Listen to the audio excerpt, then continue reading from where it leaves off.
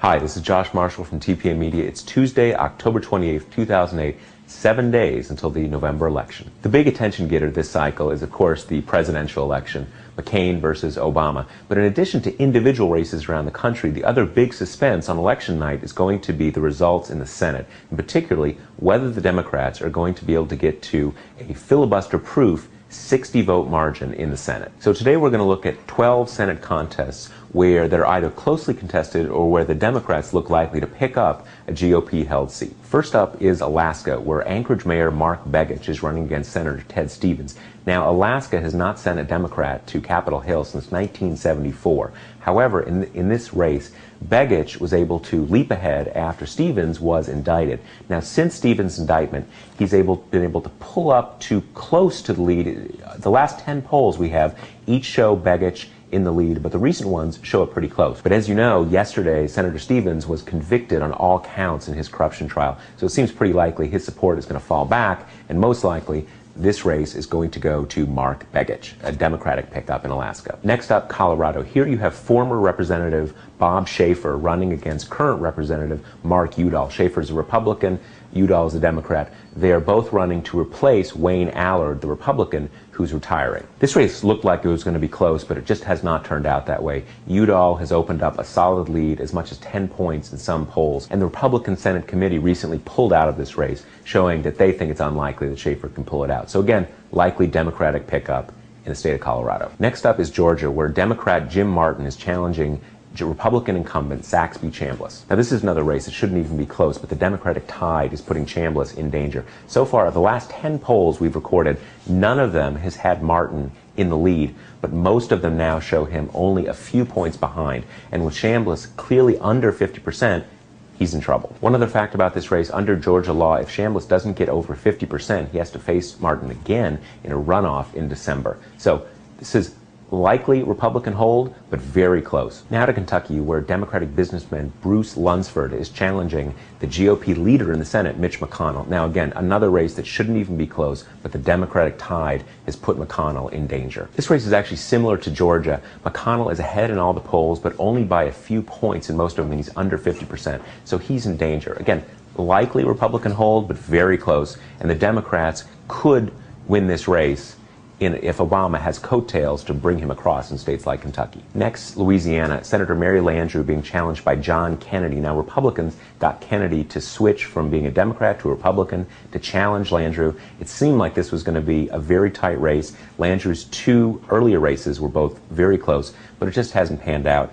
Kennedy's running way behind, so it seems pretty solid as a Democratic hold. Next up is Minnesota, and this is definitely one of the weirdest races of the cycle. Here you have comedian Al Franken, the Democrat, challenging Norm Coleman, the Republican. Now, for a lot of this race, it seemed like Coleman was going to win. He was clearly ahead in the polls, but of late, that's changed, and now Franken probably seems like a narrow favorite to win this race. Now, the calculus here is complicated by the fact that there's a third-party candidate in the race, Dean Barkley, and he seems to be pulling about 15% of the vote, so that could end up throwing it one way or another.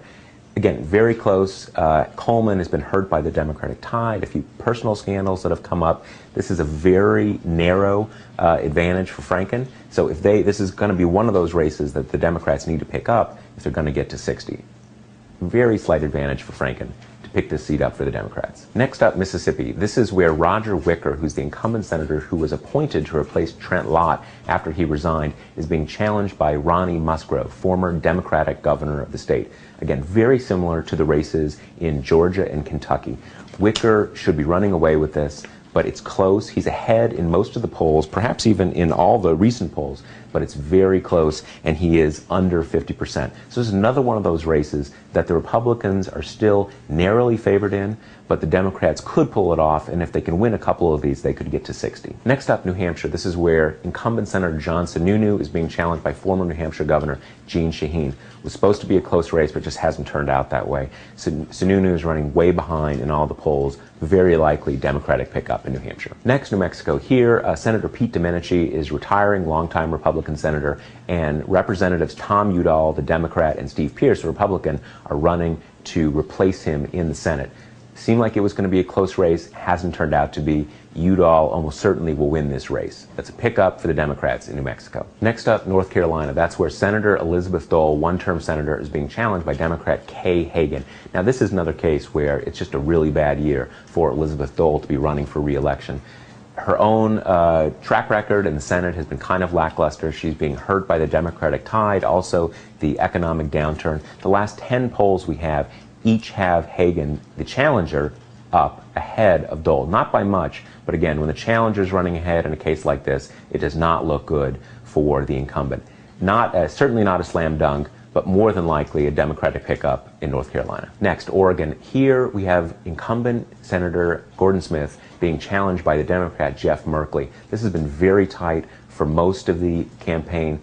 Smith is a relatively moderate Republican. He's tried to seem even more moderate during the campaign. It's still pretty close, but most of the recent polls have had Merkley ahead. Not only is he running ahead, but the most recent polls show him opening up a more substantial lead. So another one of those cases where it's going to be close, but the Democrats are certainly favored in this race, and that would be another pickup for the Democrats in the state of Oregon. Finally, Virginia. Here you have Senator John Warner retiring. Democrat Mark Warner, who's not related, is running against former Virginia Governor Jim Gilmore. This one is not even close. It's probably going to be the biggest blowout of the cycle. Most polls now have Warner running over 60%, so almost certain Democratic pickup in Virginia. So let's put this together. We've just gone through 12 races, and there are really 6 of those are going to be the key ones you're going to want to be watching on election night. Let's go through those. They are Georgia, Kentucky, Minnesota, Mississippi, North Carolina, and Oregon. Now, if the Democrats win all the races we've just discussed, which is a theoretical possibility, though not likely, they would have a 62-vote majority in the Senate, including Joe Lieberman, which is another issue. So what a lot of this is going to come down to is those 3 southern state races that we talked about near the beginning: Georgia, Mississippi, and Kentucky. These are each races that, again, the Democrats shouldn't even really be in contention, but it's very close. The Republicans are narrowly favored in each, but any of these could go to the Democrats.